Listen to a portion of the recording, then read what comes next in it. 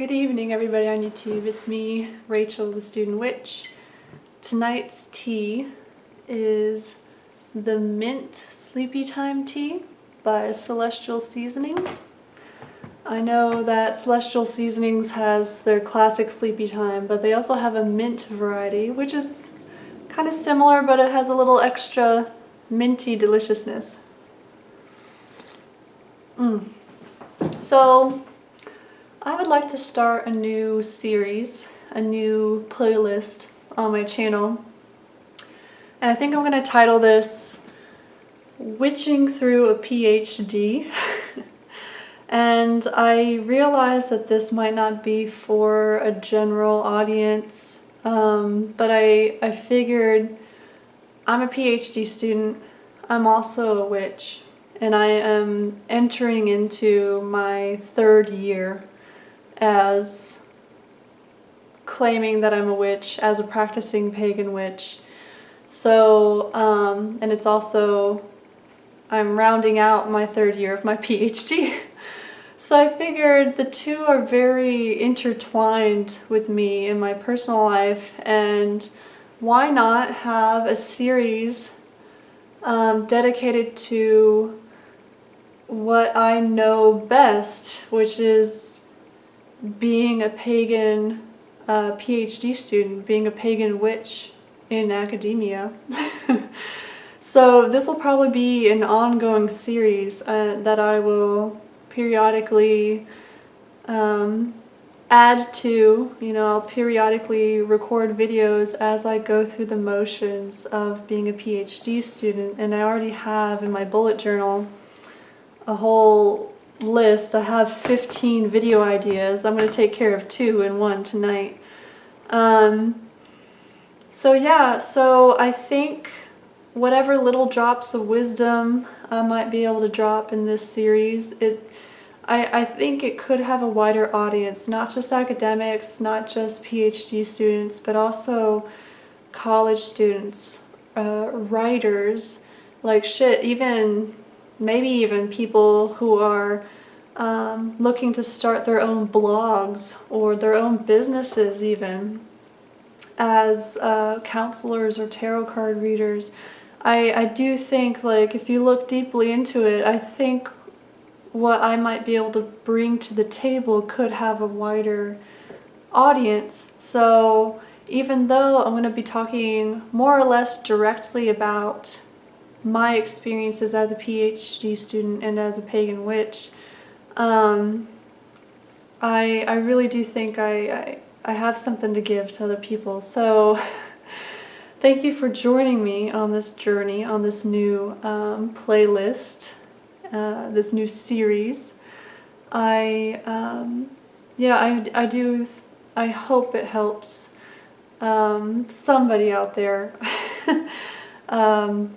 I'm going to be talking about and giving advice, and not just talking about my personal experience, but giving advice and talking about how to navigate those tricky situations of being closeted, like a closeted witch in academia, and the troubles with academia, but also the good sides of being a pagan in academia.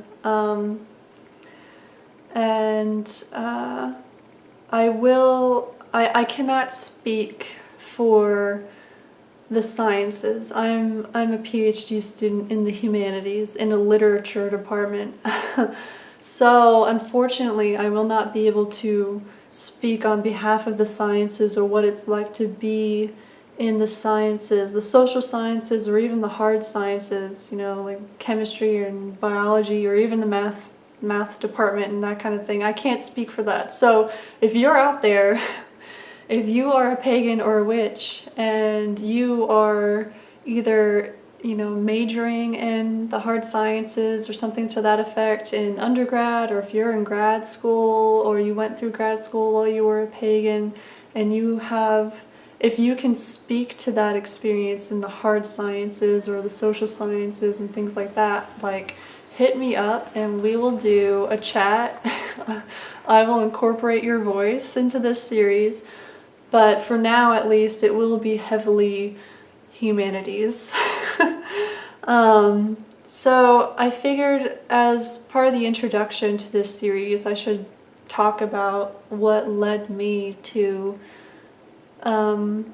identifying myself as a witch, to practicing witchcraft, to studying and witching my way through a PhD. And I'll try to keep this short. So my identification with witchery and my PhD program started more or less at the same time. I started my current PhD program in the fall of 2014, so September 2014. I had my first ritual. I set my very first altar up for Samhain of that same year, so just a few months later. And what really triggered my need to seek out paganism and to seek out witchery was the difficulties I faced. It was a really tough semester. My husband and I, we had just gotten married. We got married May 2014. So just a few months later, I was already moving 1,000 miles away, and that was really scary because we had never been in a long distance relationship like that before. We were still scared about being married because when you first get married, it's pretty fucking scary. At least it was for us. I'm just being honest about that. You know, making a potential lifelong commitment to somebody, that's fucking scary. Especially for two people who previously thought that they would never want to settle down. But hey, when you find that person, you find that person, And so we had just gotten married. I had just moved 1,000 miles away. I was far away from my parents, far away from my friends, far away from my husband, up here alone, basically. I knew my academic advisor already because she was actually the same advisor I had in Georgia, and she got this job up here, and she invited me to come continue to work with her. And it was just an opportunity I couldn't say no to. And I'm very lucky that my husband has been so fucking supportive. He is my rock. He is my rock and my foundation. And he said, Rachel, go. This is an amazing opportunity. We'll make it work. Go. So I am very lucky to have him, but still it was very hard. I got sick a lot that semester. I found myself spending a night in the emergency room with a kidney infection that they thought was actually kidney stones because the pain was debilitating. I had lots of little mini mental breakdowns, lots of nights crying to myself, and I also felt out of place because I come from working class rural Kentucky, right? I grew up in a really rural part of Kentucky at one point.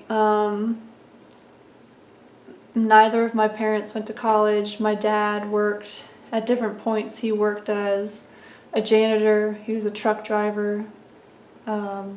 He worked in a factory. He worked as a mechanic.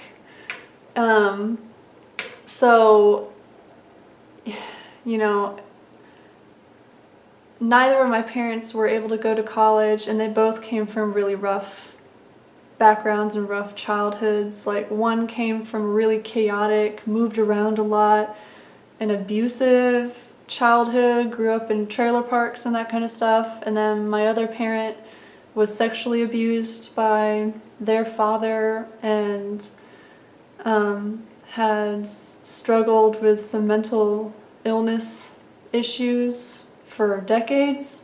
They finally, they're almost 60 years old and they finally found some peace, which is so beautiful to see after so many years of struggle and suffering and suicidal thoughts. Both of my parents have their issues, and raising me and my sister, they did an amazing job not repeating the sins and mistakes of their parents. Doesn't mean they did a perfect job.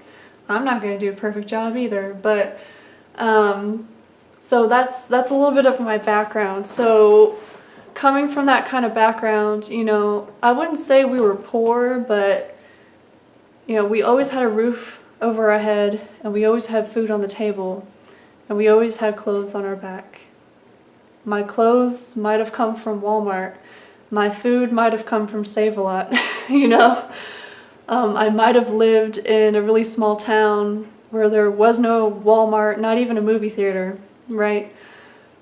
But, you know, fast forward to me in my mid to late 20s, all of a sudden I find myself in a PhD program in a really intense environment, in a really intense university.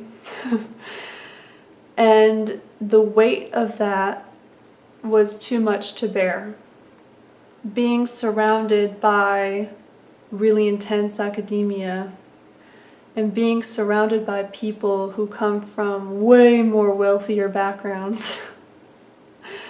You know, people who come from way more privilege. Not everybody, but a lot. It really felt like a burden that I was struggling to bear. And so I sought out paganism, and I sought out witchcraft as a way to empower myself to be able to deal with that. Because even though, you know, I officially more or less left Christianity, I was raised Catholic, and I left Catholicism when I was in college.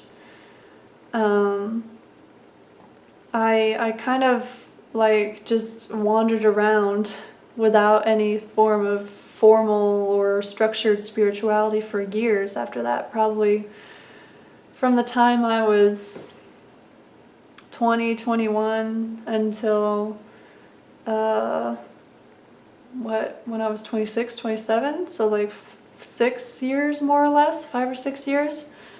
I just, you know, I told myself that I believed that there's a universal energy or force, and that universal force I called love, and I was okay with that.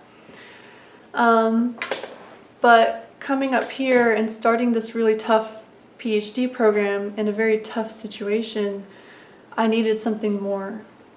And I thought about my family's Appalachian roots, because my paternal grandpa, he came from eastern Kentucky. I've talked about him a lot before. He came from Appalachia, dropped out of school when he was 8 or 9 years old to work on the farm, ran away from home when he was 17 to join the Marines, because joining the Marines was better than being stuck in eastern Kentucky at that time in like the 1930s and 40s.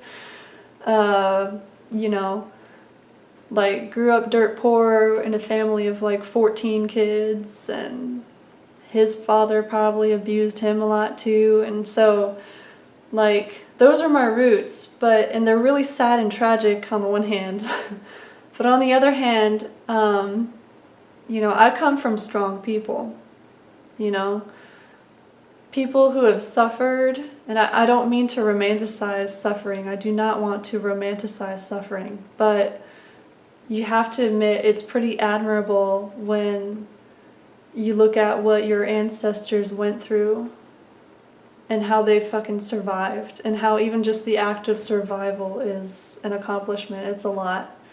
So I started thinking about that and connecting with that more and more, and that led me to read Orion Foxwood.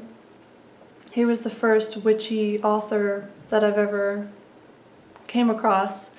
I read The Candle and the Crossroads first, and then I read his book, The Flame and the Cauldron.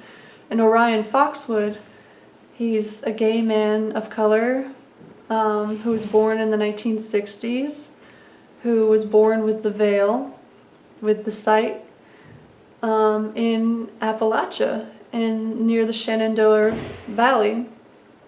So, and he grew up poor, like he was the po folk, you know? And so his connection and his books are about like his spirituality and his approach to things. And even though he's very eclectic, you know, he as he got older and learned more, he incorporated things like tarot and Wiccan ideas and practices. He's still, you know, his foundations are root work and hoodoo and Appalachian folk magic and the folk practices of poor people. You know, and discovering his books really like helped me like reach down into those roots myself, like my own roots, my own ancestors, my own blood, you know. And that just opened the doors to new ways of thinking and being in this world. And those ways of thinking and being valued folk traditions, valued the knowledge of poor people, you know. And it helped me reach a balance, because being in a literature program in an intense university, you know, in the upper echelons of academia or whatever, like everything's so fucking heady and abstract and pretentious even. Like not necessarily the theories and the ideas, but the people, you know? People who have never known what it's like to be poor or to go without or to struggle with money or to struggle with abuse or mental illness, you know? So like this new appreciation for folk magic and wisdom and the knowledge of my ancestors just helped to like create a balance. It was necessary for my survival. My survival as in my ability to continue to be here. I would have probably left academia by now if I hadn't made that connection and discovered the witch within me, because I'm pretty sure I've always been pretty witchy. I've had some wild experiences with like weird animal spirits that I would see all the time when I was a kid, and weird dreams and astral travel shit that would just happen to me without planning or even knowing what the hell was happening. Like, I've always been witchy and had weird experiences. And so in that moment of struggle, I finally like connected the dots and realized who I am spiritually, and there's been no turning back since. And so that is my story as to how I am both a PhD student and an academic, but also a pagan and a witch.